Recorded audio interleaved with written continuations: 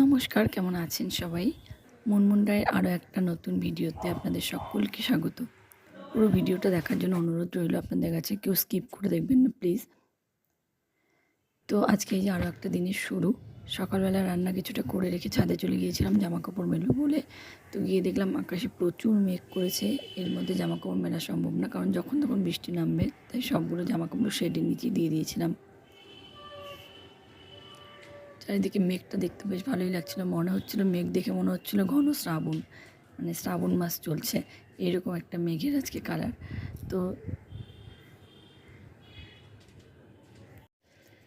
এই ফুলগুলো আপনাদের অনেকেরই চেনা, কারণ আমি আমার ভিডিওতে আগেও দেখিয়েছি। আর এমনি এই ফুলগুলো সবার বাড়িতেই মোটামুটি থাকে। তো আমার প্রচণ্ড ভালো লাগে, মানে ছাদে এলেই যেন ফুলগুলো না দেখলে ভালো লাগে না, এত পরিমাণে ফোটে এই ফুলগুলো যে কী বলবো। আর এদিকে এই যে পঞ্চজবাটা না পুরোপুরি ফোটেনি, এখনও পাপড়িটা কিছুটা বাকি আছে মানে মেলার। তারপরে এদিকে এই লঙ্কা গাছে প্রচুর লঙ্কা হয়েছে, কিছুদিন আগেও দেখিয়েছিলাম আমি। লঙ্কা তোলার জন্য ছাদে গিয়েছিলাম, কিন্তু বেশি ছিল না লঙ্কা, সেদিন খুঁজে খুঁজে লঙ্কা বের করতে হয়েছিল। আজকে গিয়ে হঠাৎ চোখে পড়লো, গিয়ে দেখি যে অনেক লঙ্কা হয়েছে। আজকে আর খুঁজে খুঁজে বের করার দরকার নেই, এতটাই লঙ্কা রয়েছে। আর আমার ঘরেও যেহেতু লঙ্কা রয়েছে, লঙ্কার আমার প্রয়োজন নেই। তো যাই হোক, মানে গাছ ভর্তি লঙ্কা দেখে বেশ ভালোই লাগছিল। আর দুটো গাছই অনেক লঙ্কা ফুলেছে। আর এইদিকে না হঠাৎ করে আমার চোখে গেল, আমাদের একটা পেয়ারা গাছ আছে ছাদে, কিন্তু মানে অনেকটাই বড়, কিন্তু একটা ফলও আজ পর্যন্ত হয়নি। তো এই একটা পেয়ারা হয়ে আছে, আমাদের কারোরই চোখে পড়েনি, এটা পেকে গেছে, এখন আমার চোখে পড়লো আজকে হঠাৎ ছাদে গিয়ে। এতদিন এত বড় হয়েছে, মানে আমরা খেয়ালই করিনি কেউ। তো যাই হোক, পেয়ারাটা পেরেছিলাম, পেরে নিয়ে আর এদিকে যে আর একটা ছোট্ট একটা পেয়ারা এখনও আছে। তো এই যে পেয়ারাটা পেরে হাতে নিয়ে নিয়েছি। তো পেয়ারাটা দেখে না ভাবলাম যে আরেক কিছুদিন আগে দেখলে বেশ ভালো হতো, কারণ তখন একটু মানে কাঁচা কাঁচা থাকলে ভালো হতো। একদম পেকে গেছে, তো পেকে মানে এরকম পাকা পেয়ারা খেতে মোটেও ভালো লাগে না। তো কিন্তু আমার ধারণাটা পুরোপুরি ভুল, এত মিষ্টি ছিল পেয়ারাটা যে কী বলবো। আর এইদিকে দেখলাম যে ছাদে না একটা এরকম চন্দনের বীজ পড়ে আছে, এটা আমাদের কোথা থেকে এসে জানি না, মনে হয় কোনো পাখি নিয়ে এসছে টোটে করে, কারণ আমাদের বাড়িতে চন্দন গাছ নেই।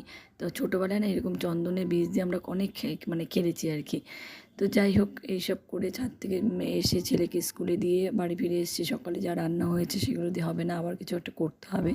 তো ওই যে কী করবো ভাবছিলাম, শেষে রান্না করে নিয়েছিলাম ডিমের অমলেট করে, সেটা একটু ঝোল ঝোল টাইপের করেছিলাম। তো ওই যে এটাই কীভাবে করি।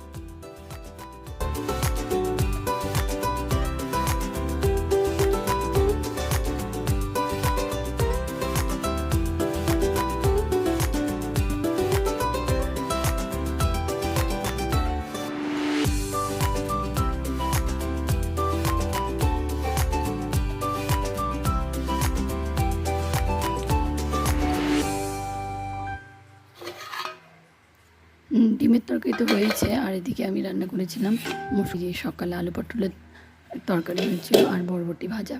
তো আলু পটলের তরকারি আর বরবটি ভাজা দিয়ে ওর বাবা নিয়ে এসেছে। এরপর সন্ধ্যেবেলায় ওর বাবা যখন এলো তখন নিয়ে এসেছিলো মাছ। তো মাছগুলো যে ধুয়ে পরিষ্কার করে নেবো। আমাদের বেশিরভাগ সন্ধ্যেবেলা বা রাতের বেলায় মাছ আনি, কারণ কি ও তো পরে সময় পায় না অন্য দিনগুলোতে। আমাদের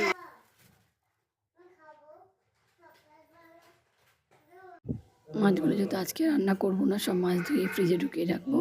আর এদিকে মেয়ে ম্যাগি খাবে বলে জেদ করছে। ম্যাগি রাখো না, এখন খাওয়া যাবে না, এখন দুধ খাবে না।